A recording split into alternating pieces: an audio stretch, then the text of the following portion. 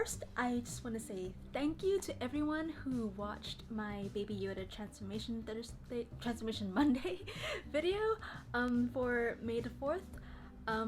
Wow, thank you for your response both on YouTube and on Instagram. It's been kind of insane. Well, insane for me because I'm a really small channel. Like I had like 160 something followers, and I don't even know how many subscribers on YouTube. It was a little, it wasn't a lot. And since posting that video, I've added another 20 followers to my Instagram account, which doesn't sound like a lot to most of you out there, but it's a lot to me. I've never grown that much in such a short period of time.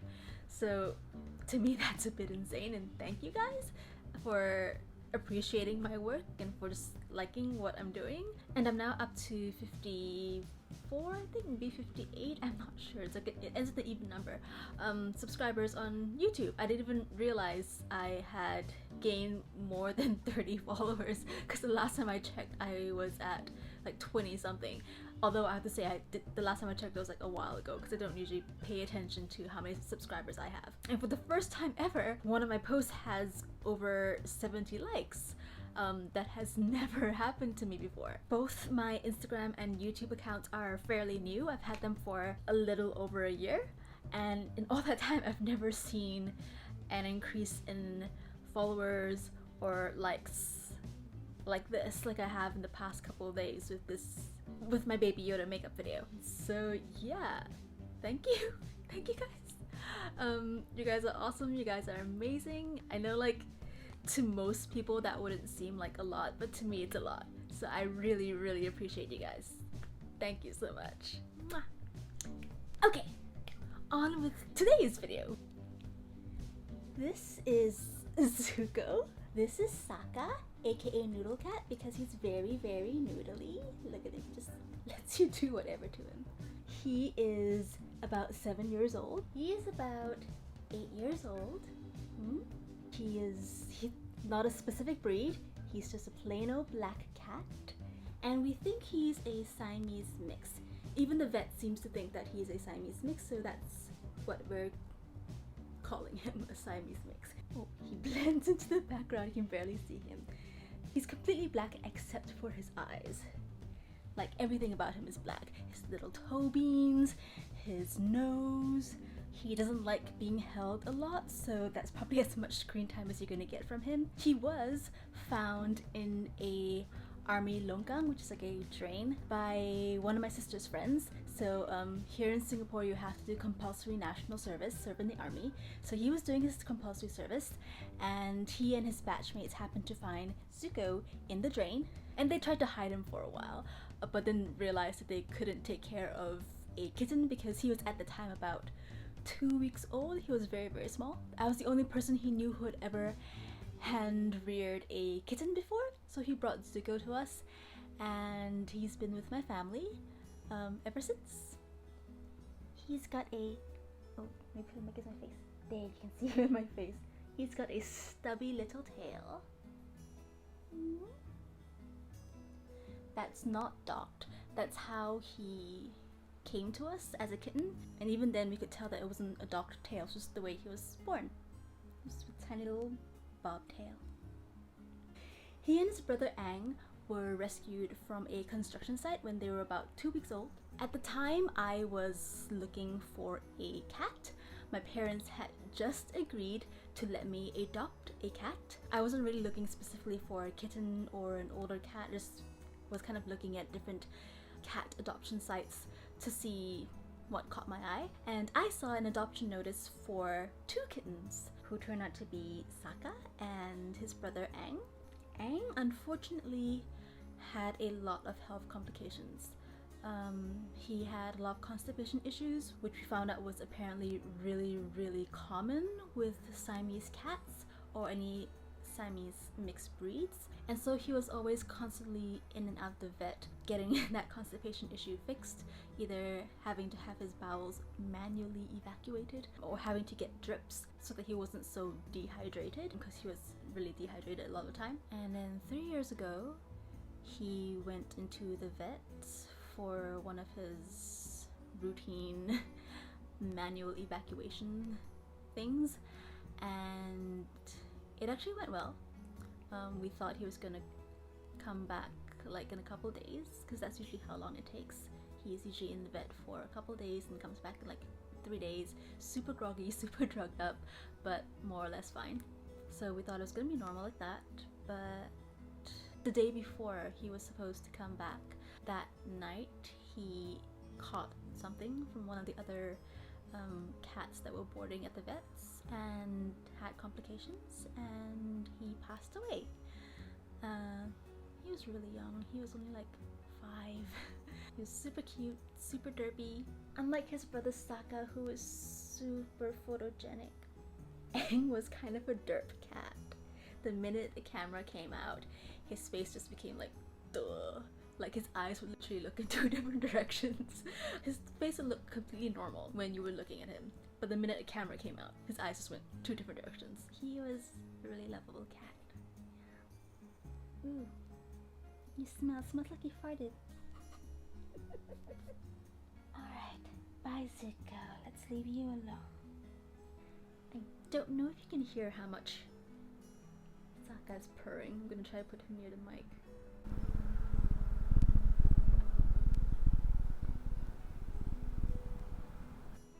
I don't know if that's picking it up at all.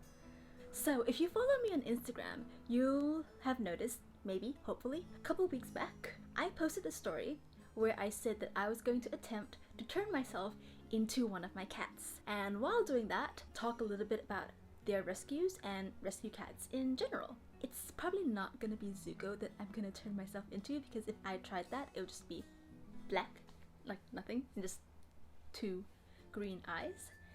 So today, I'm gonna try to turn myself into Sokka. Okay, no more, okay. Bye bye, Sokka. So, first things first, I am going to glue down my eyebrows again, because I don't need them. I made myself little cat ears and colored them to look like Sokka's ears. The original plan was to just latex them onto the side of my head, like this. Right over my hair. Maybe I can find some clips and just clip them. I have not included a pattern for these ears because I freehanded the pattern for these ears and screwed up and then had to like kind of adjust it as I made them. So no patterns for you guys today. You can actually just look this up online. Just Google cat ear craft foam or craft foam cat ears. Google will give you a very good pattern for foam cat ears that I should have just followed, but I for some reason didn't do that. These are the reference pictures that I will be using for this look, and on the off chance that this does not go according to plan, you may want to just keep your eyes over here as well, because I'm probably going to post a couple of cat videos of Sokka and Zuko, and probably cute pictures of them as kittens as well. Over here. Yeah. Sokka, come here!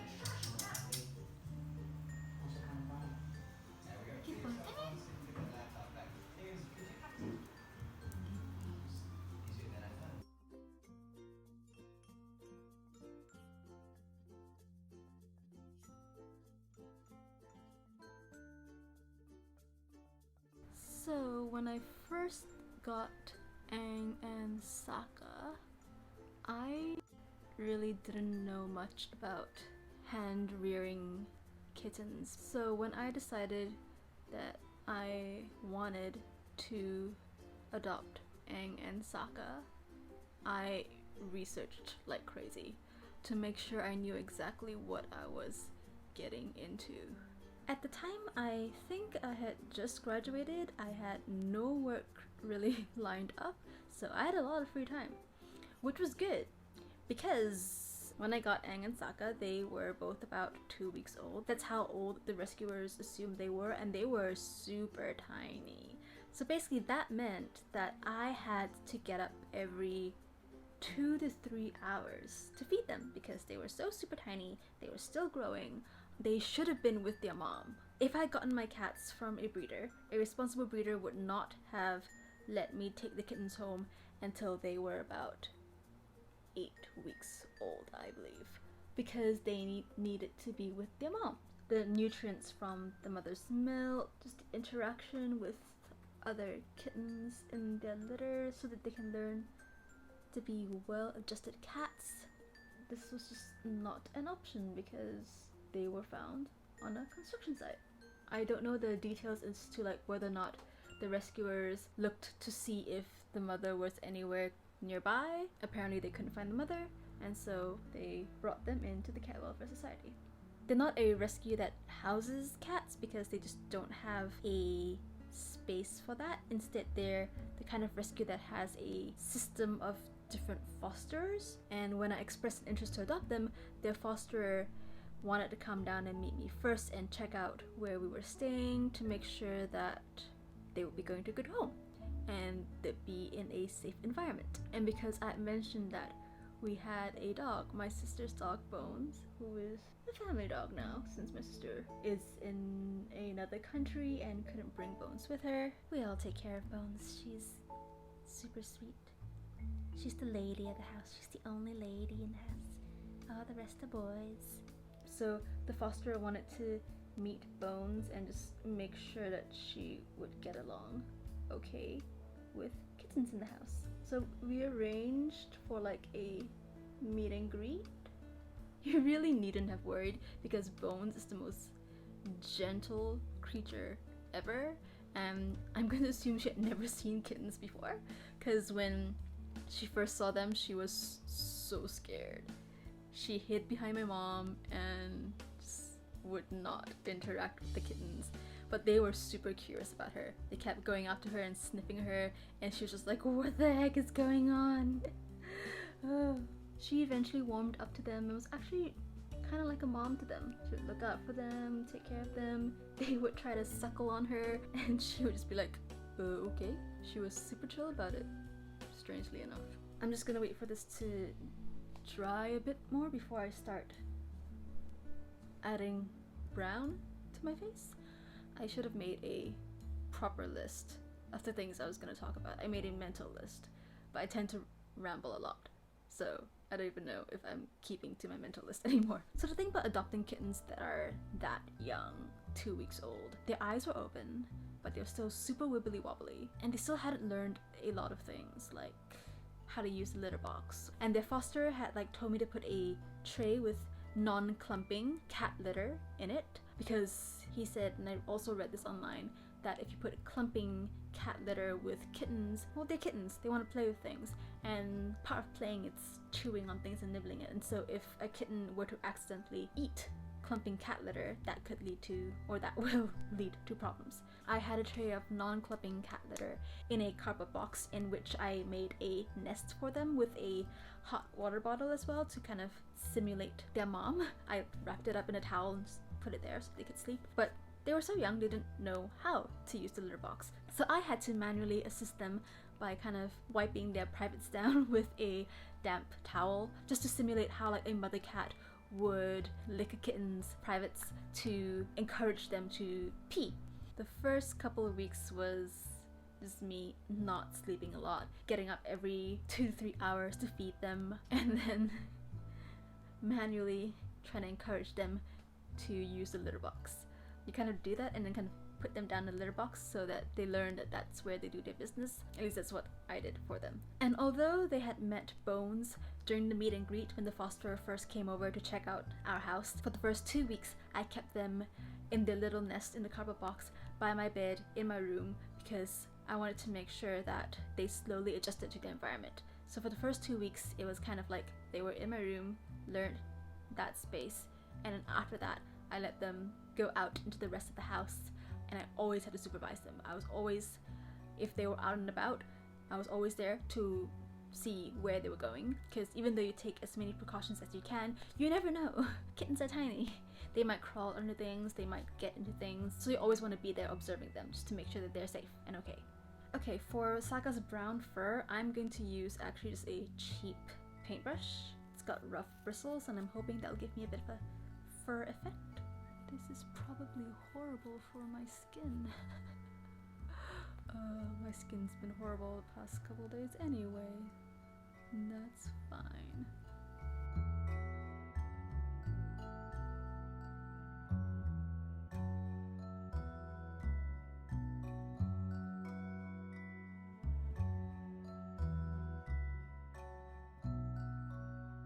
If you're wondering what they had in terms of food, I fed them pet milk that I got from the pet store.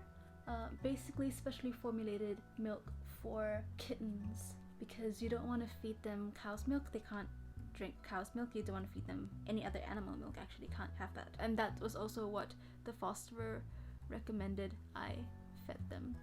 So for the most part, I just listened to what the fosterer said. For most things, worked out well, but the fosterer did have one weird suggestion that I didn't realize was weird. He suggested that we feed them raw meat to aid with their growth and nutrients. I hadn't come across that in my research, but I thought, he's a fosterer, he knows what he's talking about. He's taken care of lots of cats. Should be fine. Guys, if you're going to hand rear kittens, do not give them raw meat. Even Bones doesn't eat raw meat, but especially as a kitten, I wish I knew this at the time. You don't want to give them raw meat. They don't have the ability to digest that properly and process that properly. But I didn't know that. I just thought the fosterer knew what he was talking about. I think once a week was his suggestion, and that's what we did. We gave Aang and Sokka raw meat once a week, until I started noticing that Sokka's back legs were developing super weird. They weren't as strong as his front legs, or they weren't as strong as Aang's legs. And when we brought them into the vet and I mentioned that, they were like, oh yeah, no, you don't want to give them raw meat. They don't need the raw meat at that point. And I don't know if the raw meat was the cause of it, just only the raw meat, or if we should have been giving them other supplements as well, which I didn't realize they might need, and the vet never mentioned, and the fosterer certainly never mentioned. But was Sokka's back legs never actually developed super strong. They're still kind of weak. He can jump, but not as well as Zuko. I would say that's like a mistake I made and would definitely learn from. If I were ever to foster or hand rear more kittens, I would make sure but ask about supplements. I would not feed them raw meat, and I would not just assume just because someone's a fosterer and someone should have more knowledge of something than I do that their word is gospel. No. Research, research, research. Ask questions. Find a good vet and ask them questions. A good vet would be more than happy to answer your questions.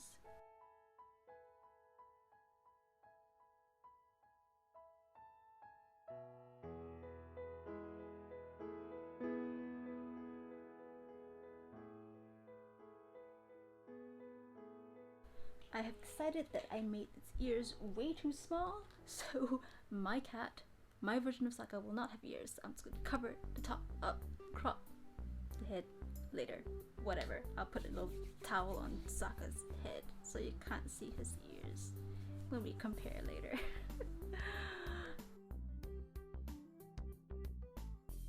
Zuko was the complete opposite of Aang and Sokka in that even if he hadn't been brought to me, he would have survived. That cat can fend for himself. He is completely fine. He needs no one to look after him. Even as a kitten, I did the exact same thing of having him in a box near my bed, having him confined to my room for the first 2 weeks. He was like, I don't want to be in this box.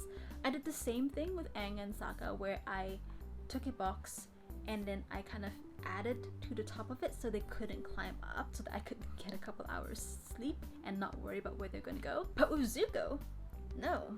He was a natural climber. He just sunk his super sharp claws into that cardboard box and climbed all the way onto my bed and then wandered around everywhere. He could not be tamed or caged or anything like that. But he's adorable and he is misunderstood. Everyone always says he's so mean, but he's just misunderstood. He's a good cat. Zuko was a little bat cat from the very beginning. He just had these huge ears, liked to perch on things. He just looked like a bat cat. Zuko is also kind of super intelligent, and his hunter's instincts are definitely still strong. Sokka might see a fly and it'll interest him, but he's not gonna try to hunt it. Zuko has caught insects with his paw and shoved it in his mouth before. Like a couple months ago, it was raining really hard, and a bird had taken refuge near our kitchen window, and Zuko saw this bird, saw the tiny little gap in our window. It was just a little bit ajar. His paw just shot out, grabbed the bird, snatched it, pulled it through this tiny little gap. The bird is fine. We got him to let go of it by screaming at him. We're like, "Ah, Zuko, what are you doing? Let the bird go!" So he got freaked out. He dropped the bird, and we managed to call Acre, which is like a animal rescue, wildlife animal rescue on the other side of the island. That's the day I learned that apparently delivery services in Singapore are totally okay with you hiring them to bring an injured bird to a wildlife center. They couldn't send someone, so they're like, just use a delivery app and deliver the bird to us. And so that's what we did. Bird's fine. We asked for updates to make sure that the bird was gonna be fine. But Zuko looked really like confused. He didn't understand what he did wrong. He was like, I caught this. I deserve it. I brought you a present. Why is everyone so upset and screaming? I think I've gone and done the same thing that I did with the Yoda makeup by bringing this down too far.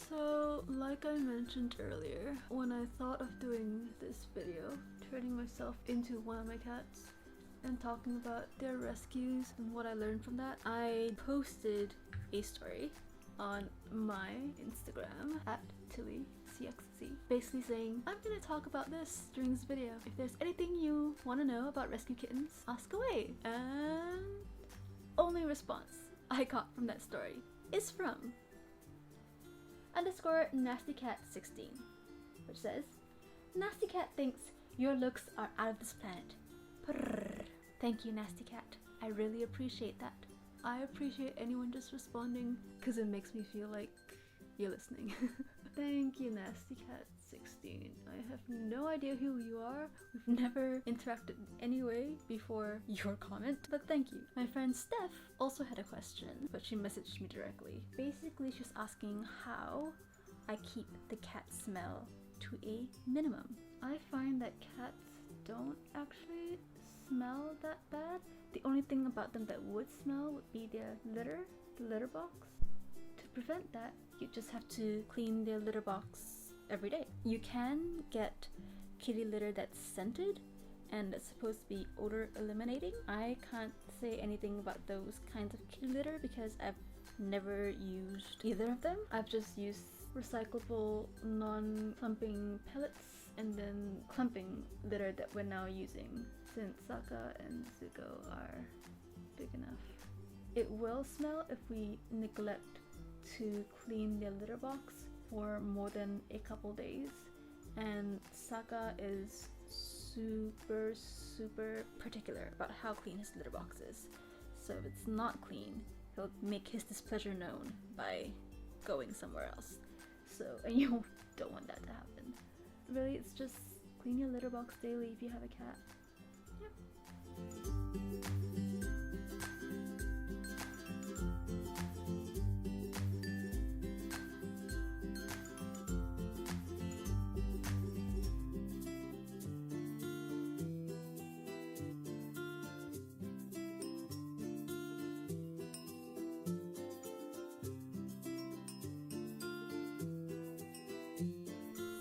What do you guys think? Do you think I look like Sokka? Kind of resemble him, maybe? Okay. Alright. It's late and he doesn't want to be carried anymore. I ended up just putting together some really quick paper cat ears because I didn't like this without ears. Like, what's a cat without cat ears, right? I don't know how people wear cat eye lenses because they keep just moving around in my head. So that's it for this week's Transformation Thursday. Don't forget to thumbs up, and if you're new here, hit the subscribe button for more weird videos like this. Once again, thank you guys so much for your continued support. Follow me on Instagram at TillyCXZ, and if you want to see more of Zuko and Sokka, you can always follow them on Instagram at batcat.noodlecat. It's a fairly new account, as in I just started it today, so there are only 2 photos of them up there right now. But the plan is to post daily updates of the both of them on that account. So basically I'll be updating more regularly on their account than I will be on mine. Until next time, adopt, don't shop, but if you have to shop, make sure you're getting your animal, whether a cat or dog or a guinea pig or a snake or a hamster or a chinchilla, from a reputable breeder, basically someone who cares about animals and wants to see them go to a good and loving home. And if you are planning on adopting a cat or a dog, or any of the other animals I mentioned before, make sure you do your research beforehand so you know exactly what you're getting into. Because a pet is a life too, and you're responsible for that life. And don't forget to embrace your inner weirdo. Bye!